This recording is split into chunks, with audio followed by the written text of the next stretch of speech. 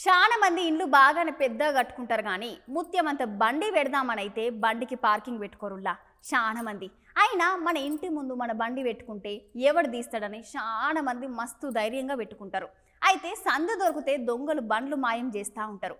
అచ్చుగట్ల దొంగతనం చేస్తుంటేనే కళ్ళతోని ఒక అక్క చూసి దొంగకి ఎట్లా భర్త పూజ చేసిందో మీరే చూడుండ్రి.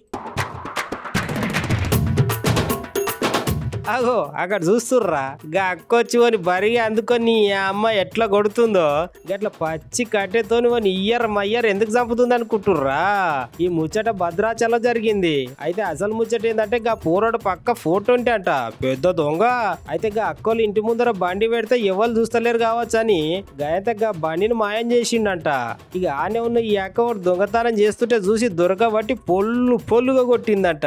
అంతే కదా గా అక్క తెలివి చూడుర్రి. వాడు ఎక్కడ మల పోతాడో అని అక్క చెయ్యిని సీరకం కట్టుకున్నది. ఇగోని పచ్చి బరిగా తీసుకొని కొట్టులో కొట్టింది.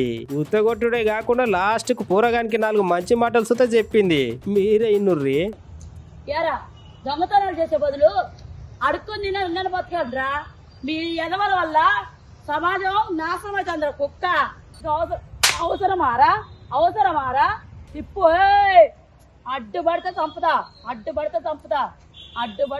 చదివి కింది దించురా. కింది దించు.